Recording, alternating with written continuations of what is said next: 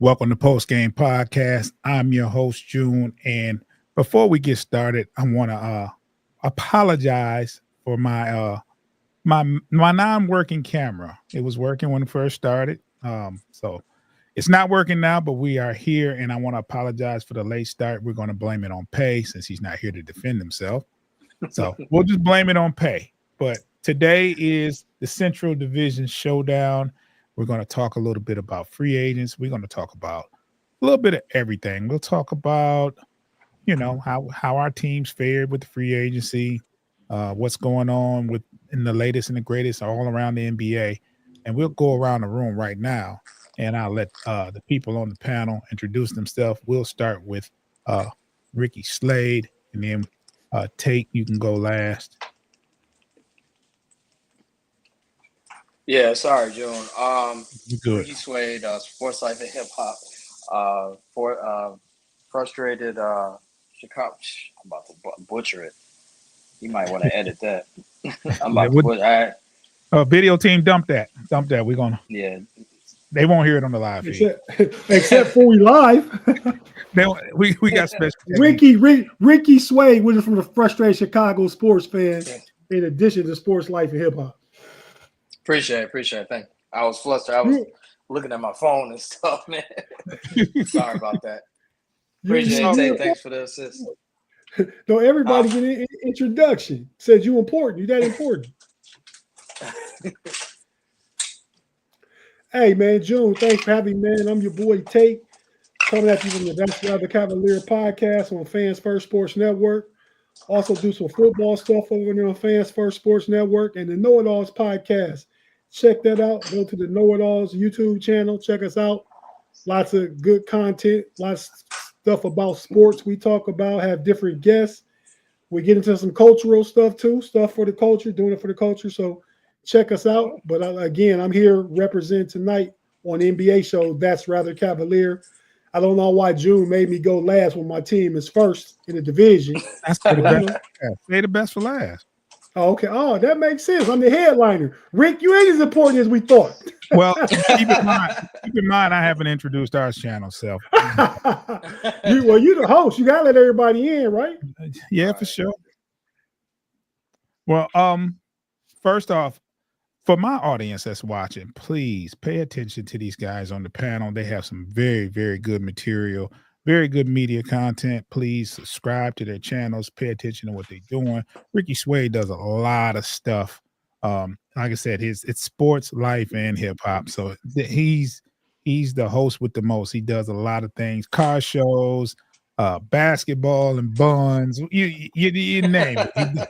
He does it all, man. It's great content. And Tate, even though he's a Buckeye, he's one of the coolest dudes, one of the best personalities. Pittsburgh Steelers fan, Buckeye fan, Cleveland Cavalier. Check his channel out, man. They got Appreciate some it, man. content going on there. Everything June don't like. I have nothing against Pittsburgh or Cleveland. It's just the okay. Buckeye. And but you don't like LeBron though. That's like not liking Cleveland. Yeah, I don't like LeBron.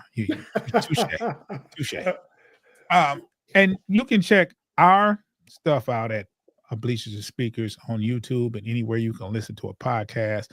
Just check out. Just put in those platforms. Those are platforms like Spotify, YouTube Music, Pandora. Anywhere you can listen to it. Just type in Postgame Podcast FFSN. You search. Make sure you look for that blue and red Pistons colored logo. Make sure you follow us. Make sure that notification bell is on. So when we drop content, you will get an alert. And man, it's been a lot of stuff going on around the league today. We'll start off and we'll talk about the overall free agency period. We've been talking about free agency for a couple of weeks now, projected things and the early indications of signings. Yesterday was official. The official signings. Still got a bunch of stuff going on, but have you guys paid attention to what's going on outside of our division? Because I feel like we have to play catch up to some teams in the NBA because of course none of us made it to the championship outside of Indiana, and they fell short. You got to pay attention to what's going on to the entire league. So, do you have any winners or paid attention, or any winners of the free agency outside of our division? And we'll start with you, Tate. Oh man, I mean, just thinking real quick. I think that the Houston Rockets. I mean, KD thus far is the biggest superstar to switch teams. Mm-hmm. I mean, so him going to Houston, he's a bucket, and to only give up Jalen Green. I say only Jalen Green's a good young ball player. To give up Jalen Green and want to be tough guy. Shout out to my boy. Can't remember his name, man. Dylan Brooks. Dylan Brooks. And he might be a real tough guy, man. So I ain't gonna go at him like that. But yeah, I just know he always is stuff. But yeah, so to pick up KD to go with that team being coached by Ume Udoka, who's a defensive-minded coach, and only give up those players, I think Houston is a big winner. Now, if you want to, I'll let Rick go. I defer because I don't want to take everybody. But it's a couple of non-playoff teams that are going in the right direction too, though. But that was my one playoff team. Yeah, and the coach trying to get at Drea too. So, hey. Yeah, he is. I read about that. Trying to do what? Oh, you don't know? Who'd you say? They said the coach for Houston, Udoka, was trying to get at Jalen's girl, Drea. Jalen's girl. Drea Michelle. Drea She Michelle? about 30. Yeah, Drea Michelle. She about 40. She about 38. And all that. Loving yeah. But when you say Jalen's girl, who is Jalen? Jalen Green. Jalen Green. Oh, well, he ain't coming to Houston. Well, they he said was on that's one of the people that. Oh, Jalen Green. I'm thinking Jalen Brown, the other color Brown. Jalen Green was traded, and they said that one of the reasons was because the coach was trying to highlight his girl. Yeah. Damn, coach. Udoka. Man, Udoka no play, man. He don't play, man. Man, he fumbled the bag with old girl. He don't care. Yeah, I don't know Dre. My wife watched the basketball, love and hip hop, all that. I don't keep up with that, man. I seen Charles Oakley on there for the first time the other day. I said, them little regular niggas, they better leave Oakley alone. Because Oakley came in the joint mad. Man, Oakley ain't playing with them, man. Oakley ain't playing, man. Shout out to one of Cleveland's realest though. Yeah. Yeah. He a cool dude too. He a cool dude. Yeah. You met him before, obviously? Yeah, like a long time ago, but like okay. He a nice guy, man. Like, but all that other stuff you could tell, like if you bothering him, like he gonna react. He from Cleveland. You know what I'm saying? Sometimes real cats do real things, He a real dude. So yeah, I heard the stories too, man. He was he definitely wasn't. He's a gangster, man. I'm just gonna leave it. I literally watched the YouTube video yesterday, only about 16, 17 minutes. All ex-NBA players like Barkley, Tracy McGrady, Scottie Pippen, all talking how Oak was in the league. Yeah, they show Oak smacking Pippen. Just push him in the face. They were teammates. Yeah, he ain't playing, man. Yeah, Jordan's original bodyguard, by the way. That's what they called him too. Yeah, they called him that. And he went to the perfect team after that. He went to the Knicks where they played, they played tough defense. They played tough, yeah. Those are good. Hey, that's why for real, for mine, I don't mean to take the track for it. I just want y'all opinion real quick though. But that's why to me, Pat Riley, the best coach, NBA coach of all time. Because he switched styles. Like he had the Showtime Lakers. The Knicks didn't win a championship, but they played with toughness and defense and physicality. Then he went to the Heat and built the champion and had to come out the box from upstairs and coach the team for Stan Van Gundy and won another chip. I think Phil Jackson was good with people, but he had the players though. He had Shaq and Kobe and Jordan and Pippen, so I don't give him as much credit. He also had the engineer. He had Johnny Bach, Tex Winters and Johnny Bach.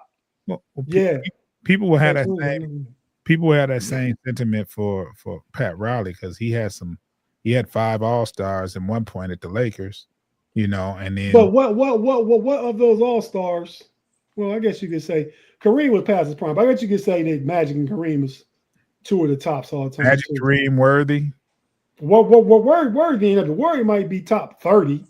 Hey man, Worthy was an all-star when he was coaching him, bro. Yeah, no, I'm not disputing that. He was one of my favorite players. We're not doing Shaq. Wait, who your favorite player? He was one of my favorite players back then. You were not doing that. No, I love James Worthy game, man. Yeah, no, North Carolina, everything. Come on, he played for hookers, but he was a good player. He played with hookers. He out there with Kareem shooting the hook shots. Yeah, he had some extracurriculars, but hey, he was a damn good player. It didn't hurt him. He on LA Sportsnet doing the games at halftime and shit. So they let him do that still. He is on there. Yeah. Ricky, who's your winner of that? I'm sorry. Who's your winner I'm sorry. Of that free agency out of our division? I'm going to go with Denver. Denver did some subtle things. They didn't make a big splash, but signing Bruce Brown, trading for Cam Johnson, getting rid of Michael Porter Jr. I believe I was a big fan of Michael Porter Jr., but being that his back he's been injury prone the last couple of years. Well, actually his whole career. He was a scapegoat the last couple of years. Like he was. They got rid of him because of his money. They didn't want to afford that apron or not because I think he's probably better than Cam Johnson. He's younger for sure. No, he is better than Cam Johnson. But Cam Johnson, what he brings is durability. It's like June was going. Yeah, durability. So I believe that was a good trade. Getting Bruce Brown, who didn't belong on the Pacers, you could tell that his heart is in Denver, playing with them. They won a title. With Bruce Brown. He's a defender, can hit the three. You put him at 2, 3, 4. Bruce Brown can play it all. They signed Jonas V. Valanciunas. I think I mispronounced his name, but Jonas V. Valanciunas. He's supposed to come back, but he wants to go play overseas, but they're not honoring. He's got to honor his contract, so I think he has to play for Denver. That's a great signing. Being that Joker, you know what I'm saying? You need a backup for Joker to spell him, 10 minutes. As you can see, when they took Joker out, teams would take advantage. So with Jonas in there as a backup, that's a perfect fit. They also got Tim Hardaway Jr. They got him. So that's another 3-and-D guy. Denver reloaded, man. So and last year Minnesota barely beat them. So, this year they're going to be a team to be for, be in the thick of things. Yeah, I like the moves that Denver made, and also I do like the pickup of Cam Johnson. I knew Michael Porter was going to be the scapegoat. They figured we'll get another shooter in here, and that's what they got in Cam Johnson. And like I said, the best ability is availability. So he's going to be there, and he's been relatively healthy. So, and they got. I'm sorry, real quick, June. They got Tim Bud. That's a former Detroit Piston. So you could elaborate on what Tim Bud brings. So I don't want to talk about that, man. No, we had a log jam guard, so he's a valuable player. I think he's a great locker room personality, streaky shooter. When he's hot though. Yeah. Saved us in a few games this past season. So, but I think what you see on the basketball court from him is not what he brings to the locker room. It's just important. He's a locker room person, and he's first one in the gym, the last one to leave when he was here in Detroit. So that speaks volumes for a veteran to have that kind of work ethic and, bring that kind of excitement and energy to your locker room. So that's a good pickup for them as well. Mm-hmm. Also, Chris Paul announced that this would be his last season. And we'll go around the room and say some nice things about him. I don't know why Pay picked Deron Williams to compare him to. Maybe I'm guessing or assuming they played around the same time or started around the same time. They did, yeah. Same class. Same class. So that explains it.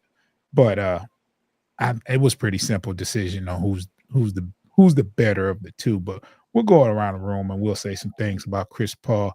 Ricky, what you got to say about Chris Paul, his career, and what he brought to NBA, and what you saw from an entertainment standpoint? CP3, Chris Paul, aka CP3, the point guard, BKA, the skate instructor. He's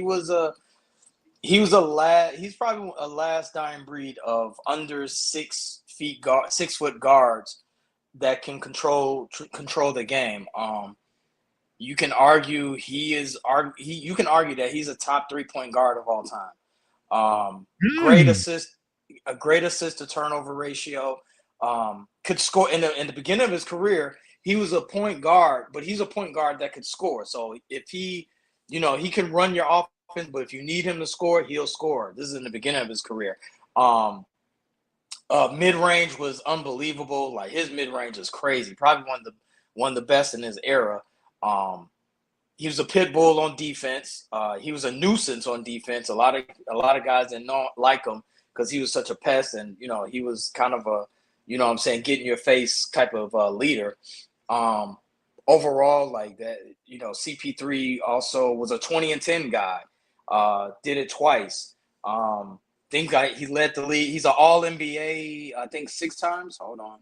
He's an All-NBA. He's a 12-time All-Star, 11-time All-NBA, rookie of the year, 9-time All-Defensive, All-Star MVP. I mean, the guy is very celebrated. He definitely deserves his flowers. I know a lot of people, shout out to my guy Zeke, he doesn't really care for Chris Paul, but I think it's his antics. But if you watch basketball, if you're a purist of the game of basketball, Chris Paul, he plays the game the right way. And like I said, it's a dying breed for smallish scat back guards in the NBA. That's like they're like a dinosaur now. You're not going to see too many 6-foot guards dominate the court. So great player though, great player. Tate. Yeah. Your input on Chris Paul, yes, sir. Yeah, man. It sounds like Rick been listening to Mind the Game with KD and LeBron talking about the little guards. Like, you didn't listen to that? I mean, because you gave the same take that they did. I mean, so it's obviously a thing, but yeah, them and Steve Nash talking about like my guy Darius Garland, like the little guys get picked on come playoff time defensively. That's true. But Chris Paul, man. And I think the comp was Deron Williams went in the same draft, 1 pick before Chris Paul. Williams was pick 3, Paul was pick 4, same draft. So Chris Paul, all the accolades and statistics that Rick said, and I think his toughness on the court, man, Chris Paul don't back down to nobody. Yeah. Nobody. Chris Paul when he went back to was it the Clippers? He went some back route through the Staples Center and stuff to go to the locker room. We wanted to fight Blake Griffin. I mean, Chris Paul didn't bar none. On the court, if he's on your team, you love him. If he's in the opposition, not so much, right? But he has a big hand on no Diddy. He's part of the reason that SGA that year or two he spent in Oklahoma City. With SGA learned a lot from Chris Paul, man. You know what I mean? Chris Paul, I mean, what was Blake Griffin ever without Chris Paul? DeAndre Jordan, too. I mean, Tyson Chandler. You know what I mean? Think of all the guys Chris Paul didn't got paid, man. These bigs and average players that he didn't got paid. So, I hate that has never yet. He's got 1 year, I guess. I go, wait, did he sign with somebody yet? Or he just saying this is last year? This is last year. I believe the Clippers, they freed up. They made the trade today. I'm sure we'll talk about that later. But they traded away to free up. So now they're looking to sign him to that 1 year deal. Okay. Yeah, no. So going back home, that's a good story. Hey, June, fine Rick for not hitting mute when he's drinking his ice, man. But hey, yeah. So after I get through writing up the fine for you being late, so I thought pay was the reason. Hey, we're waiting both y'all. Oh, damn, bus tossers, boy. Golly. But nah, man, I started to stick my chest out and say something, but had to introduce Rick when I was thinking about it. He forgot his own name, and I got sidetracked not to tell the people that I was the reason it was late. But yeah, man, Chris Paul top 5 for sure. I mean, to me, Magic always be 1 point guard. I can't put him above Isaiah. He right there with. I mean, he over John Stockton. I mean, would I say what? That's he over John Stockton? That John Stockton don't got the accolades. Look, all defense alone is going to get him over John Stockton. He's over John Stockton?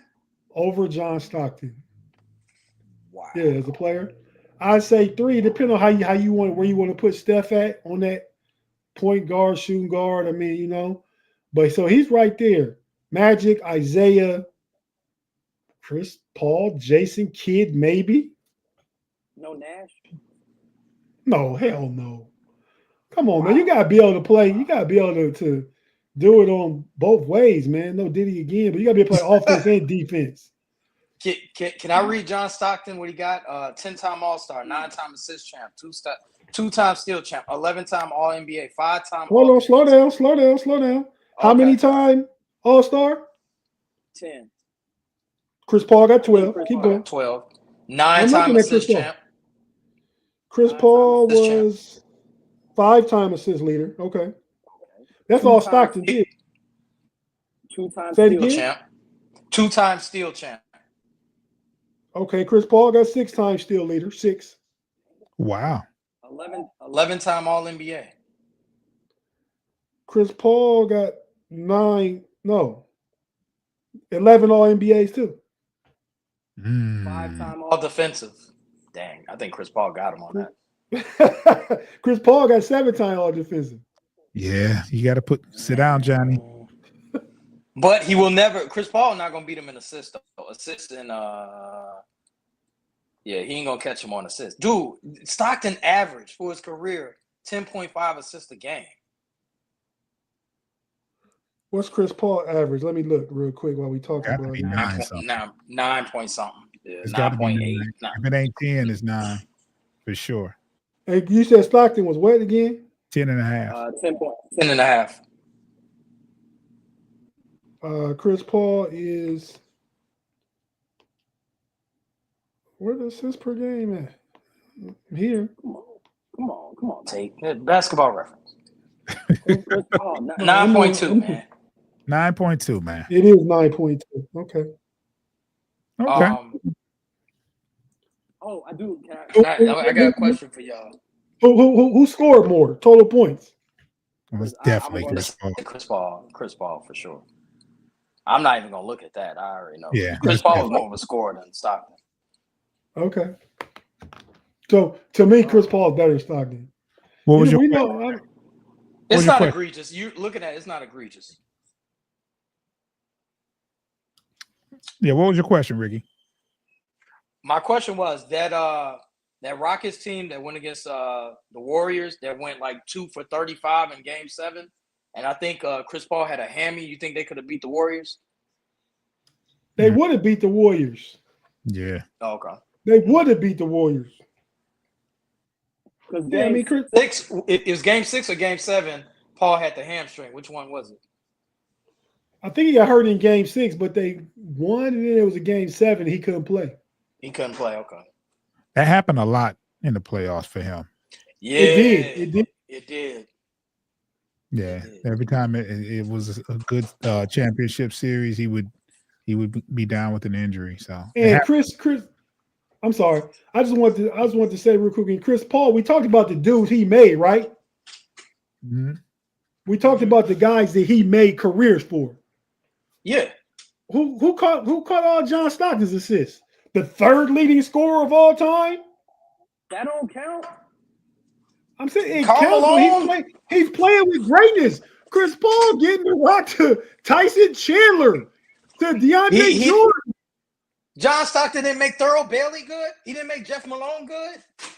What are their all-time stats? I don't know, man. Jeff Malone is good, but I mean, Jeff Malone is good. Thurl Bailey is good. Jeff Malone was decent. I mean, I remember Jeff Malone more. I remember more with Hornacek. Jeff Malone played a lot for the Bullets. He had Hornacek for a while. I mean, you know. And Karl Malone, that's enough assists for. Yeah. I'm just saying he played with better players for most of his career. Because he played all his career with Karl Malone. Stockton and Malone. Like he made Malone arguably the greatest power forward ever. Yeah. That's not an argument either, man. Come on, man. That's a hot take, Rick. Karl Malone is arguably he's better than Tim Duncan? Or there's no argument here. But I'm just saying, like, he's in the conversation. He's in the room. It's not like I said Derek Coleman. He's in the room. That's all I'm saying. Hey, there will be no DC slander. Yeah, that's Detroit's finest. We're not doing that, man. There will be no DC slander. I know what buttons to put. Yeah, I mean, he made Karl Malone I mean, Karl Malone is a talent, but Karl Malone is John Stockton, Karl Malone. That's peanut butter and jelly all day, pick and roll. Yeah, there you go. That's what I'm getting at. By the way, before I forget, I don't need LeBron and Steve Nash to listen to them to get my takes. I don't need that. I know just as much as they do.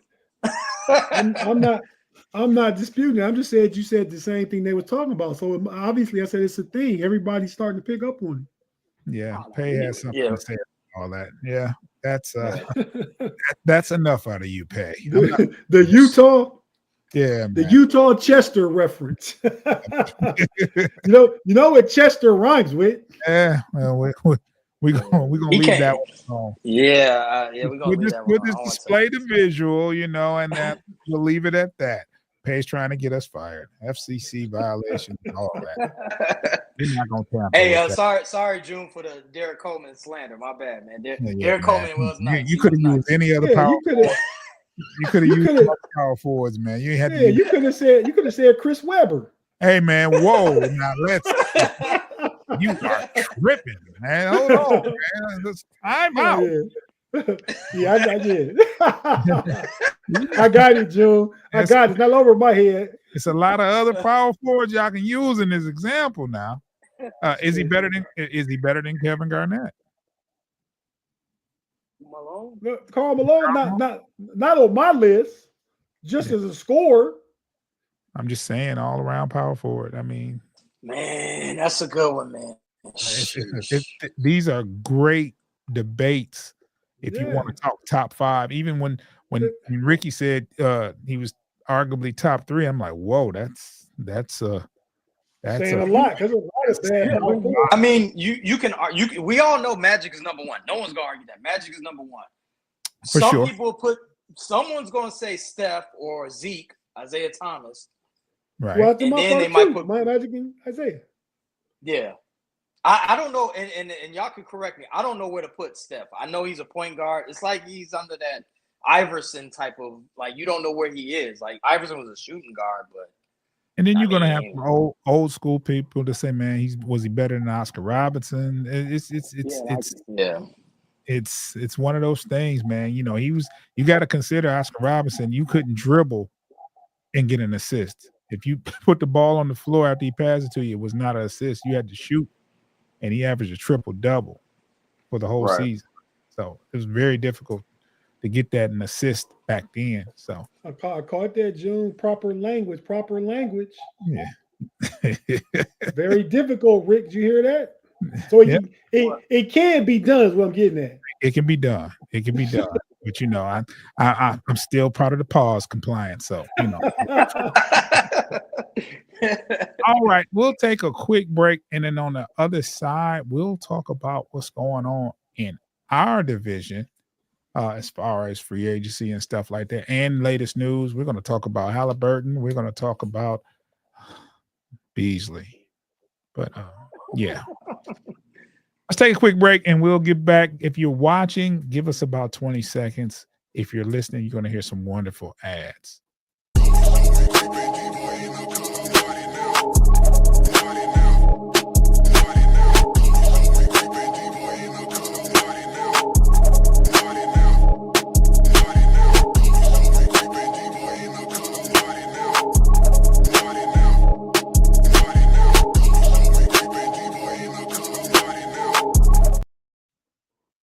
right. All right. So it's been a lot of stuff going on, a lot of good debates. We got to have a show where we talk about the top 5 at every position. We'll do that one of these days. We got a long off season. Maybe we can sit down and come up with a list of everybody's top 5 at the position and talk about it. I know that's an hour's worth of discussion right there alone. Easy. Good content. Yeah. Within the division, we got some news today. I read on ESPN that Halliburton will not play next season. And I'm looking at everything, right? They lost the center. They're not playing with Halliburton. And for them to win the East, you can honestly look at them right now and assume they won't be in the Eastern Conference Championship next year. If you're looking at the things they have lost in this offseason, one of them being Halliburton. So we knew when he went down this late with that kind of injury, because, Achilles tendon, that's a year. And to go down at that point in time in Game 7, that means you probably won't be back until championship Game 7 of the following year. So I don't anticipate Indiana being there with those losses. Tate, how you feel about Indiana and Halliburton not playing this year? Well, that part's not a surprise. I think I kind of figured the day after the Game 7, we found out it was an Achilles, and we talking about June 11th or 12th or whenever it was, June 15th. Something like that late in the season, that it was done for next year. I mean, it don't even make sense, even if they was to make it to the second round of playoffs and he come back then, just go ahead and sit and get fully healthy, right? So I think Indiana, Pascal Siakam's a dog, much more credit than I was willing to give him at the beginning of the season. We started the Central. I was laughing at him being one of the top players in the division, but he clearly is. But I think they lost their identity, man. Halliburton himself was so good because Indiana could play that fast-paced style and play 5 out with Miles Turner's ability to hit the 3. Well, he's not there no more. Halliburton not there. So what do we do? Does Nembhard run the point? You expecting TJ McConnell to play 36 minutes, 38 minutes a game? I don't think he'll be that effective with a lot of minutes. No, that's what I'm getting at. I think Indiana falls way off. So if it wasn't regression last year, definitely could be regression next year. But yeah, man. So they'll fall off, and we won't hear about them for a few years again. I don't know if they just when Halliburton comes back, because Miles Turner was so important. They had their opportunity and didn't work out. Ricky, what you think? I wasn't shocked by the news. Like Tate said, I wasn't shocked by him being out the whole year. What I am shocked was the Miles Turner fumble, being that they weren't able to match his contract that Indiana wanted to match what the Bucks gave him. Losing Turner and Halliburton, that's a lot to overcome. But it could be a blessing in disguise for the Pacer fans. They can get a high draft pick next year because they're definitely not going for the title next year. I don't even think they'll make the playoffs. That team is dismantled. They still got some pieces you could work with going forward. You got Mathurin, my Arizona brethren. This Joker love Mathurin, your twin brother. You got Mathurin. You got you got TJ McConnell, another zona guy. You got some pieces. You also have Naismith. He's good. You got pieces over there, and you got a good coach. Carlisle is a very good coach. Good X's and O's guy. They have culture, a little culture in Indiana with Carlisle there. You got Obi Toppin, and Jabari Smith would probably get a lot more minutes if he was somewhere else. Not Jabari Smith, but you know what I'm talking about, the power forward that he was a high draft pick. What George Walker? No. What is his name? He plays there. He barely plays, but he's actually pretty good. Not Jabari Smith. I had that all messed up. But he plays for Indiana. He's a young guy. You're not talking about Jalen Smith. He got traded. No, I ain't talking about Jalen Smith. I figure out who I'm talking about. But he's a very good young. He must not be that good, Jim. We don't know who you're talking about. Well, I'm telling you, when he did play in spot up duty, he's pretty good. And he's a young player. He will get more minutes now that Miles Turner is gone. And they do have Obi Toppin turned up in the playoffs, so this is the opportunity for him to. And you still got Siakam. You still got Siakam. But overall, it could be a blessing. They could get a high draft pick next year. They could fall out of the, go in the lottery and do well. I think that the Pacers this year, it stinks that they lost two of their big time players to injury and to the free agency. But you got Carlisle, and Carlisle's a good coach. But I think they fall beneath the Bulls actually. So, and that's pretty bad. Yeah. Let's talk about our own acquisitions. Cleveland. I don't think you had to do my thing with Cleveland. You really don't have to do much, right? Maybe small things here and there as far as pickups, this, that, and other. But what's going on in Cleveland in the free agency? Who did you wind up getting? If you got anybody, or and who'd you lose? Man, I'm looking like I'm enamored with my gray hair, man. It's really starting to grow really fast, man. But hey, it hasn't been like that. It's like this is a new thing to me, man. But man, I think Cleveland, man, did what we had to do. I mean, June, we lost in the second round, a huge upset. Granted, can't blame injuries. Cleveland a bit soft. I don't think we got tougher, but we traded straight up Okoro for Lonzo Ball. Lonzo Ball going to give you the same level of defense with more playmaking. That's on offensive end. Okoro won't be guarded on the offensive end at all, especially in the playoff.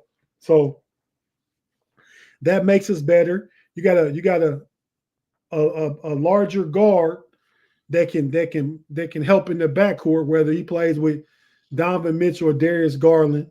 So I like the acquisition of Lonzo Ball, provided he stays healthy. You got the draft pick, our guy Proctor out of Duke. He's not a free agent, but he makes us better because we re-signed Sam Merrill, let Ty Jerome go.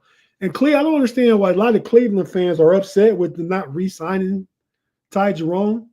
And Ty Jerome was a bucket off the bench. But Tyrone was historically terrible defensively in the playoffs. When I say historically, if you look at the analytical breakdown, all time bad on defense in the playoffs. So you get rid of him, you lose some of the points, but that spark off the bench. But you get Lonzo Ball, we're going to replace some of what he did too. He can facilitate, orchestrate offense, set up stuff. Be a larger guard that can defend. I just say how bad Tyrone was defensively. So you pick him up, you lose points, but I think that's Evan Mobley goes from averaging 18.9 to have a player running the second unit that's more pass first and more energy with the ball, more ball movement and all that stuff. I think it's going to make the second unit better.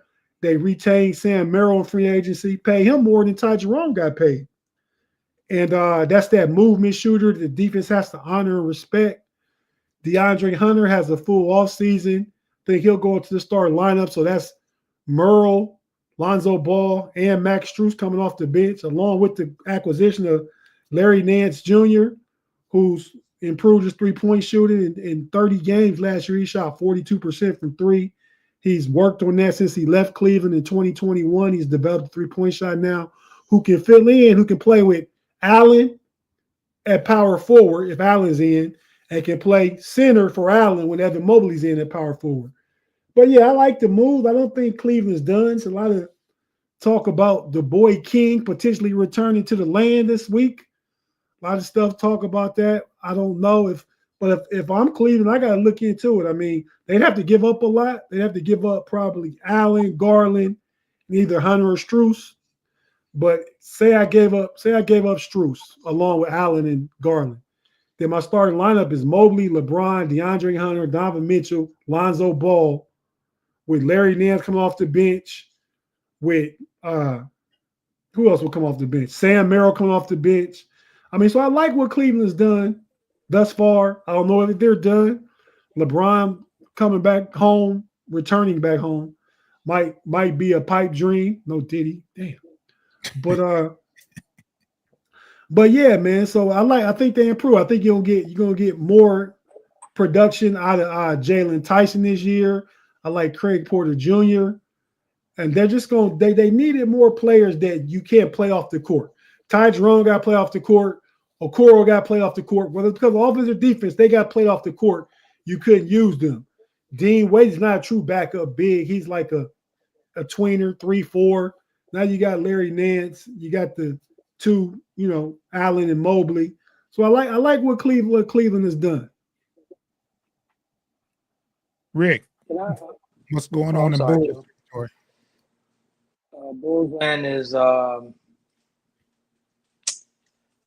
Bullsland is we haven't done much. We have signed a rookie. We signed Trey Jones, and that's about it. So we didn't do much. I mean, we're still. They said that we're, and I quote, the Gulf of Mexico away from signing Josh Giddey.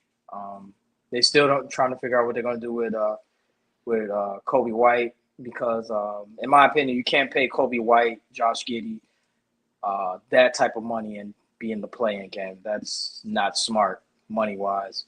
So I'm thinking that they're looking for suitors for Kobe White. Me personally, I would like Jonathan Kuminga.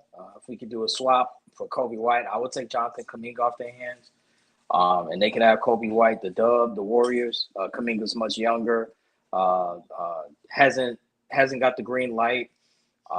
But in the Bulls, he would. But overall, the Bulls haven't done anything. They've been pretty standing pat. I'm assuming that they're working the lines, trying to see if they could trade Kobe White. They still haven't found a suitor for Vooch either. Vooch is still out there. And I don't think that right now, it don't seem like there's any takers. So with that, it's just this offseason has just been a total just meh.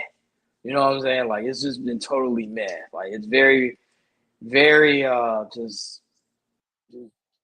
garbage juice. You know what I'm saying? Like I don't know. Like you get Okoro, and I've never liked Okoro's game.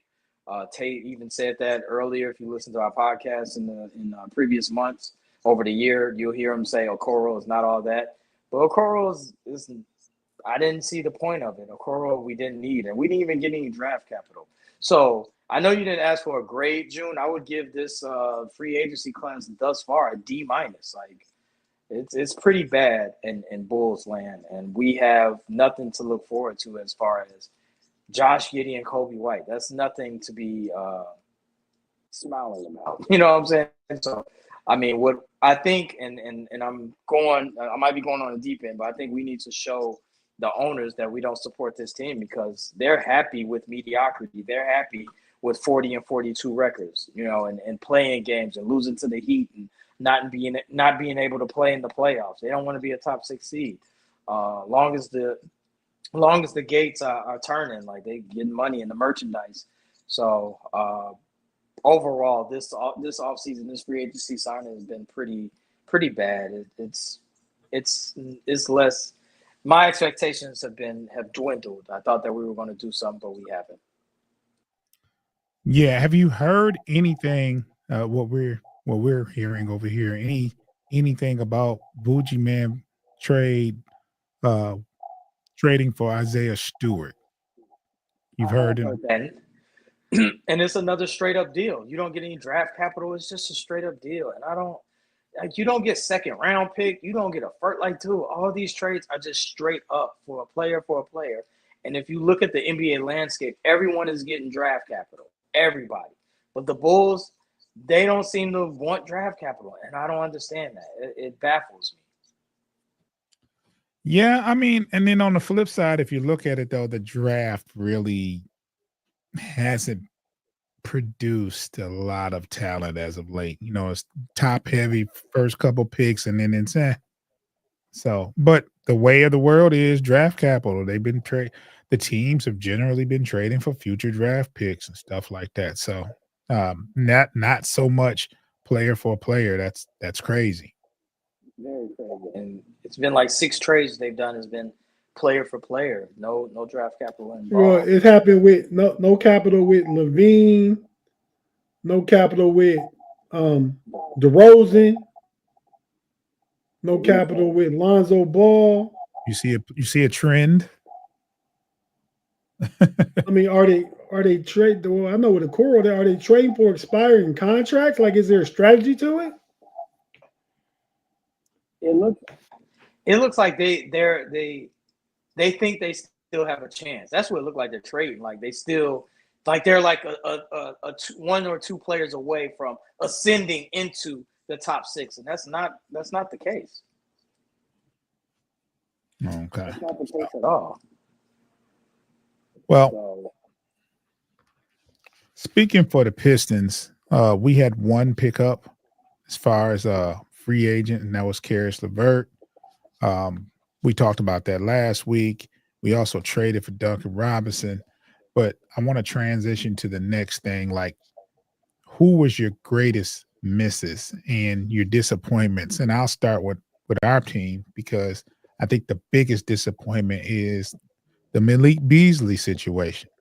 I think with free agency, it started with him, re-signing players that we wanted to keep on our roster that was already here. Detroit has not been a hotbed for free agency. So when you get somebody that wants to be here and they are producing, you keep them. And Malik is gone out on a limb, said, hey, don't trade me. I want to be here, this, that, and other. And, then this happens right before a deal materializes where it looks like he may not even be an option for anyone as far as free agent, the way it's looking. Hopefully, I'm sorry, Drew, real quick. How serious is it that he might go to jail? Is that they're possible? talking? They're talking jail time, possibly. They're talking. He hasn't been convicted of anything, but they're investigating. He hasn't been accused of anything, but they're just saying like it could very well wind up being some jail time if there's some things that he's done and they find out, in their findings, he could be charged. So, for this to happen during the week of negotiations is crazy. So that was one of the disappointing things with us. We just traded, not traded with the Dennis Schroeder. We could have got a sign and trade and found out later on today that there won't be a player involved. There'll be the Pistons basically, it's a sign and trade, but it's without a player. So the Pistons basically sent Schroeder and a 2029 second round draft pick to the Kings for $14.8 million, traded player exemption, and a protected 2026 second round pick from the Kings. So biggest disappointment for us is we wanted that stretch 4. We didn't get it.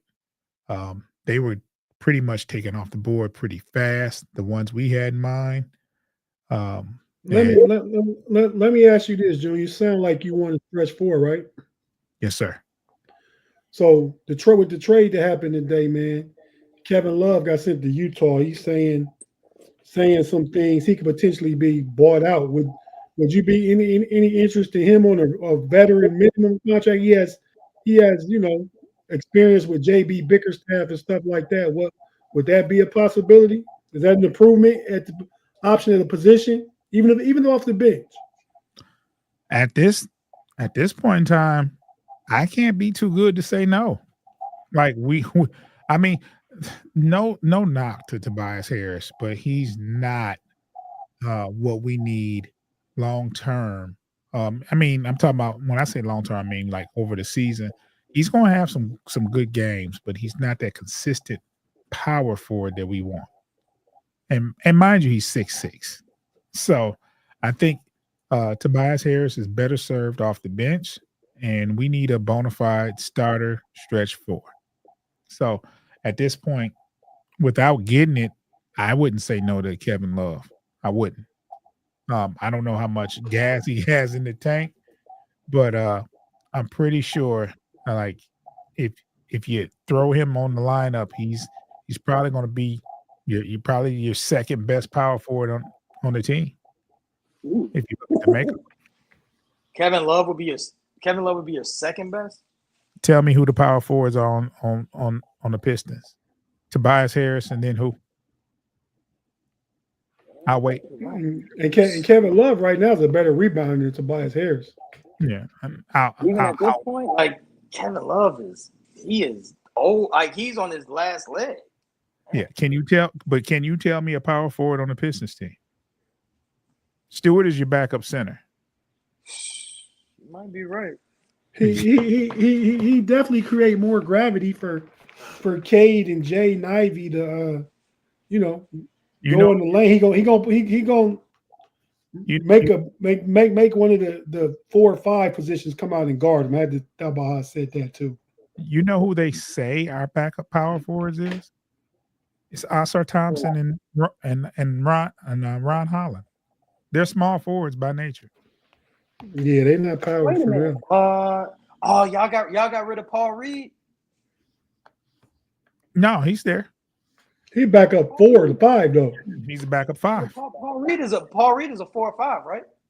He's a 5. He offers no spacing on the court. None. But he's a good rebounder though. He's a good rebounder. For what it's worth. At the 5 position. Manute Bol could rebound, bro. If you look at the makeup, if you look at our roster up and down, Kevin Love would be arguably your second best power forward on the team. You were relying on Kevin Love to give you 25 to 30 minutes. That ain't gonna happen. That ain't what you're doing. It's 14 to 17 minutes. Yeah. Yeah. You definitely don't. You're definitely not gonna get 24 minutes out of Kevin Love every night. You're just not. But at the same time, like I said, I'm not opposed to him being on team. And then on top of that, we're a predominantly young team. To get a veteran like him, they're probably what they need. So that would be a plus, especially if you don't have to pay much for him or give up anything for him. So right now, we're not getting anything. We're not getting anything we need at the power forward position. So we have to work with what we have as far as a roster standpoint. But let me ask you, Rick, because you seem to have frustrations about the free agency period and the offseason acquisitions for the Bulls. What do you think?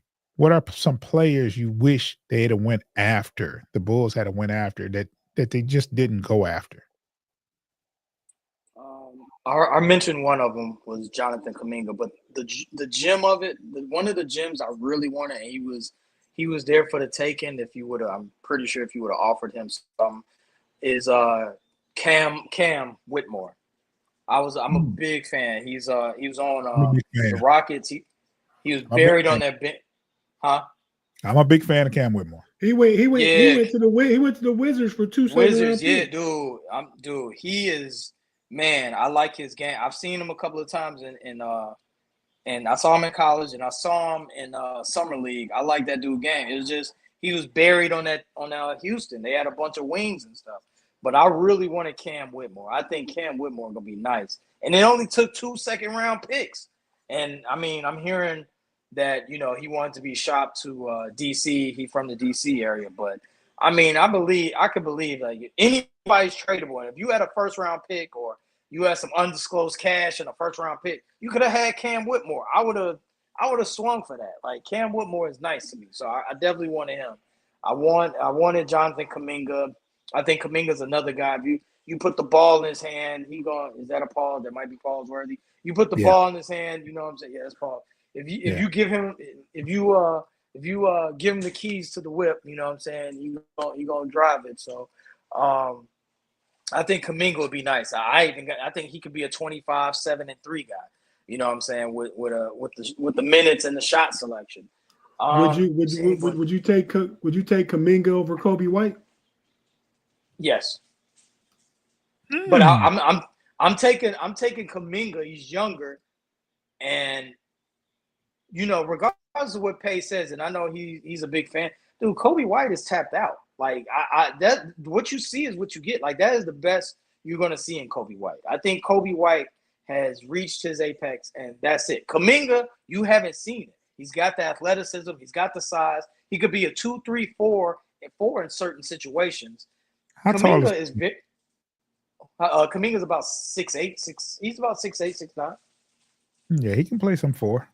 Yeah, and he's dude, he's got the championship pedigree. I'm sure playing with the Dubs, all that rubbed off on him. No Diddy, you know what I'm saying? So like, I mean, that championship pedigree. I'm sorry, that championship pedigree definitely he learned a lot from that. So yeah, he's 6'8". Yeah, he could definitely play power forward. Yeah. And you know what I'm saying? That he could be an all-star. Kobe White is as good as it's going to get. To answer your question, Tate, any misses? Anybody you in particular you wanted to see in a Cleveland Cavalier uniform that you didn't get? I'm content with who they picked up. I think it's great pickups. I mean, the Alonzo trade, I believe he stays healthy, will pan out. Larry Nance Jr., the one player, and he's still available. Matter of fact, there was a top free agent list available today in top 25, and your boy Beasley was number 25 on the list, probably because of what he's dealing with right now. That's why he was last on the list. But like number 10 or 11 was a guy I really wouldn't take. I would take a flyer on because it's low risk, high reward, and that's Ben Simmons. I mean, he'd be a perfect big to back up, being part of that rotation with Mobley, Allen, Nance, and you get Simmons who can guard the 4, who can guard 4 through 2 anyway, 2, 3, and 4. I won't put him on no point guards no more. It's a bit slower because it's back and stuff like that.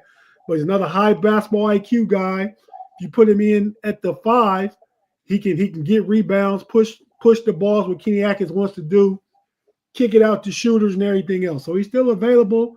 Cleveland has 13 of 15 roster spots. They typically go with 14. The mandatory, you got to have 14. You can have up to 15, but you got to carry 14. So they got one spot left. I wouldn't be mad if they picked him up, and he could be like a 9-10 guy as far as the roster goes, but would be huge value. He thinks he's worth more than the vet minimum as long as he's sitting there, though. You got to think about it at some point in the next week or two what he wants to do. Hey, do you think your bigs need toughness? I think it wouldn't hurt, but I was watching the podcast. They was talking about that. Like, I mean, Evan Mobley just has to be more assertive. He's not a demonstrative guy, right? He's not demonstrative. He's not like if he came out and said, I'm going to get tough and came out trying to act like KG, anybody buying that, you know what I mean? Jared Allen's a nice guy. He's kind of square, plays his video games and creates science projects in his spare time and shit. You know nothing wrong. There's nothing wrong with that. It's just... No, that's what I'm saying. But we're talking about as it translates to the basketball court. Dude, come on, man. Dudes straight off the block, man. They look at them dudes different. They're like, all I gotta do is be tough with him or bully him. He ain't about that life. You know what I mean? Ain't nothing wrong with it. Yeah. It ain't nothing wrong with it.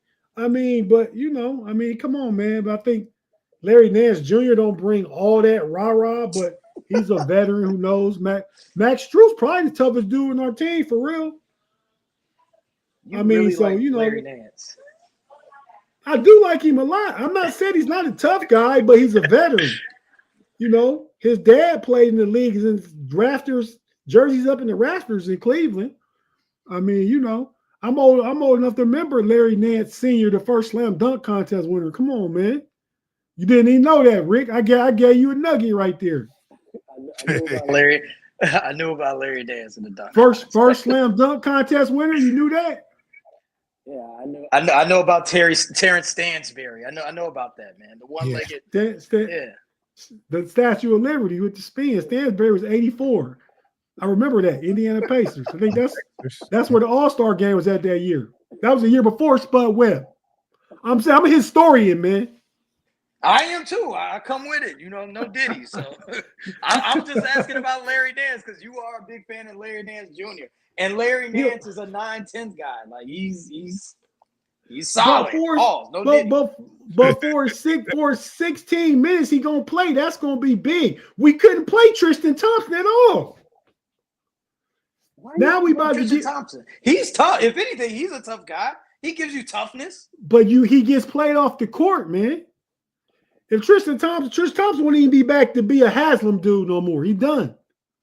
They got that one roster spot. It ain't going to Tristan Thompson. They got rid of him. He was only on a 1-year deal, right? Yeah. They might pick him up in like March or something. Hey man, so yeah, they do need to get tougher. I mean, I don't know nobody that's tough on OKC. Lou Dort probably their toughest player.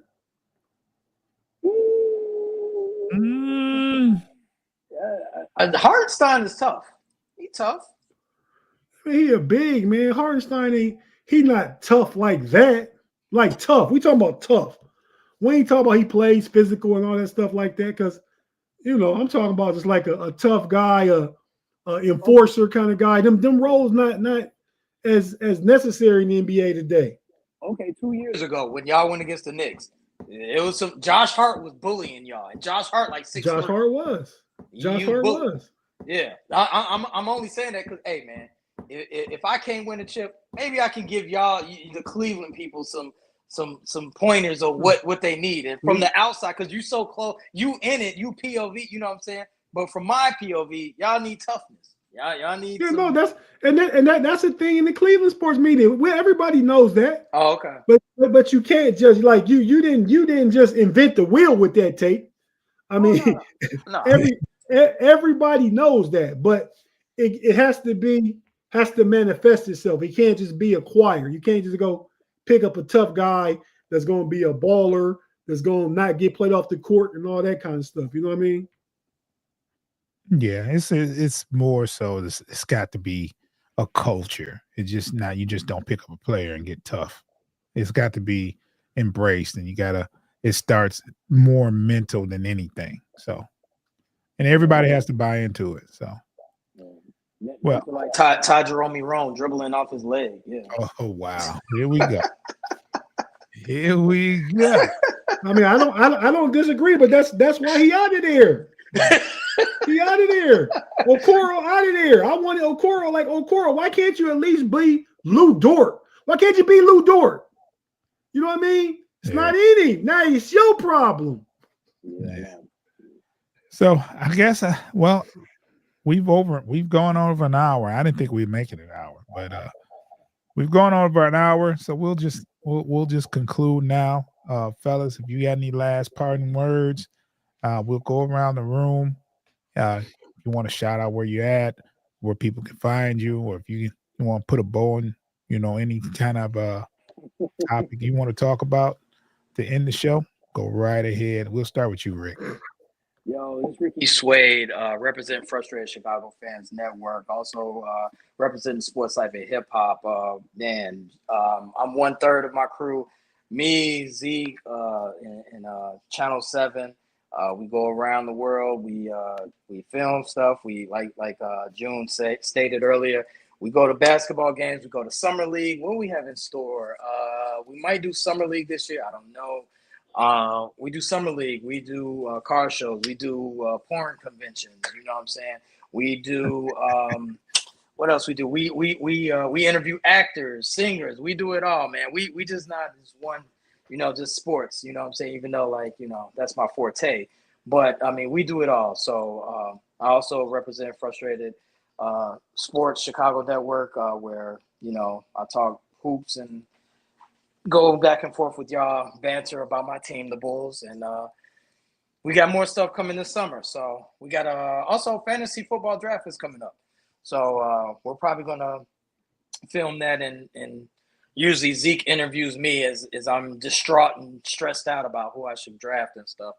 So there's that's always fun and get a good laugh at me, and that's very organic, like seriously, because like you're gonna laugh at me and when it comes to fantasy football draft. Yeah, that's about it. You heard him, this frustrated Chicago sports fan where you can get every drop.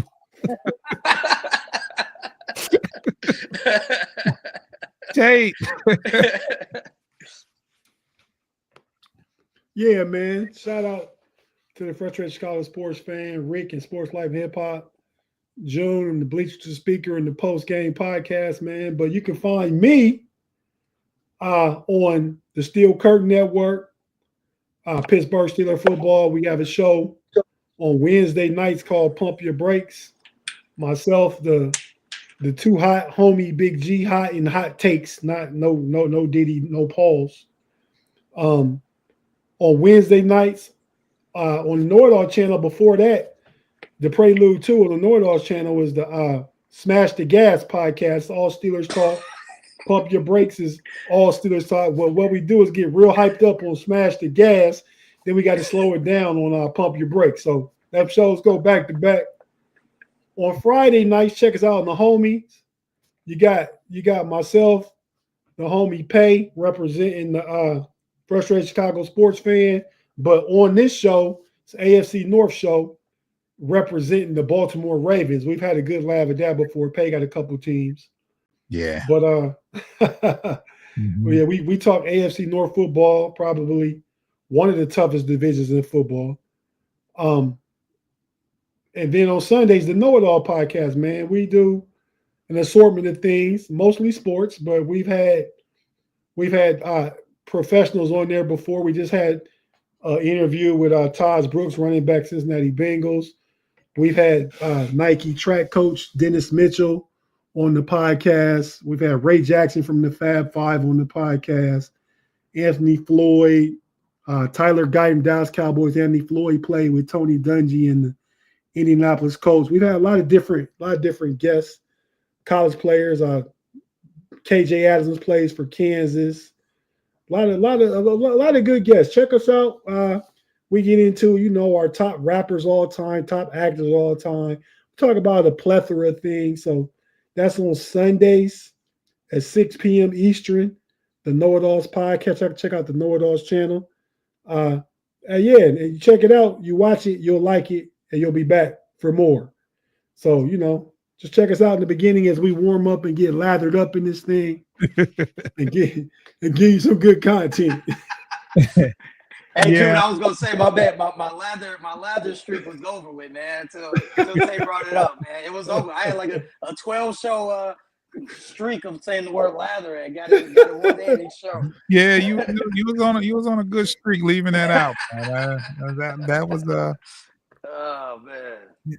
Yeah, and you can check me and Foster and Coach out on Bleachers and Speakers on YouTube and anywhere you can listen to a podcast. You can just check our shows out. We have Tigers Baseball, that's Corner to Copa, FFSN. You have this Pistons Basketball Postgame Podcast, FFSN. And you have the Detroit Lion Podcast, which is Bleachers and Speakers, FFSN. You can, search any of those. You can find all the visual materials on Bleachers and Speakers on YouTube. Just check us out. Make sure you subscribe, share, tell a friend. Hit the like button, comment. If you hit the like button, it helps the algorithm. So please make sure you're hitting the like button. Make sure you're looking at the material. We got a lot of stuff going on. Like Tigers are playing number one team in the major leagues. So Foster and Coach covers that. It's a lot of off-season stuff that's going on. Just because there's no football or basketball doesn't mean we're going to stop talking. So we're going to be talking about basketball and football all the way up until they start playing again. So especially, and if you think about it, we're only 9 weeks away from some preseason football with the Lions playing in the Hall of Fame game. So it's 9 weeks. I thought it was 4 or 5 weeks. I think it was the end of July. Yeah, it's listen. It's 9 weeks of the season. 9 weeks Yeah, for the season. I'm sorry. You got the the Hall of Fame games are 31st, right? Yeah. So, of this month. Yeah, this month. So yeah. It's 3 weeks. So yeah. So football season is right around the corner. Right around the corner. So we'll get out of here, man. Guys, I want to thank you for a great show.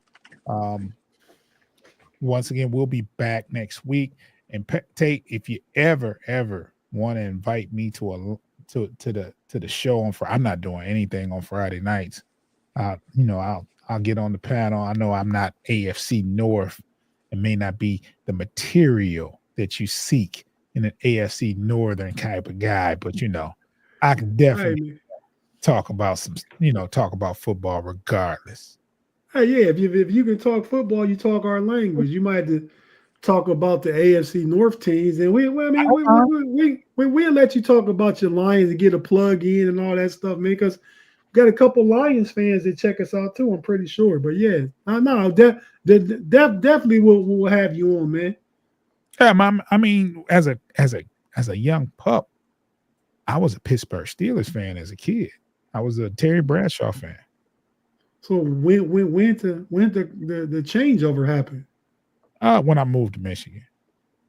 So you were originally from the PA area, Pittsburgh area? No.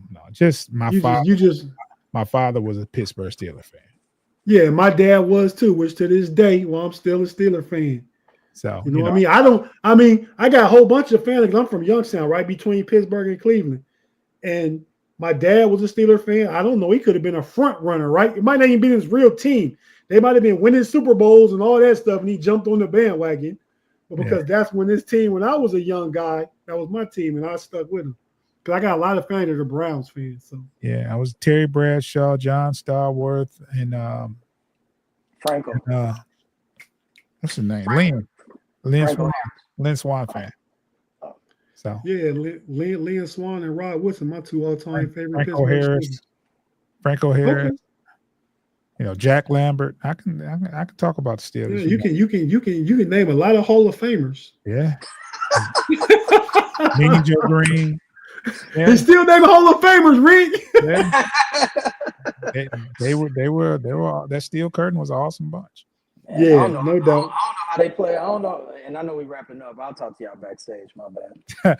All right, let's get out of there. Make sure you subscribe to Bleachers to Speakers on YouTube.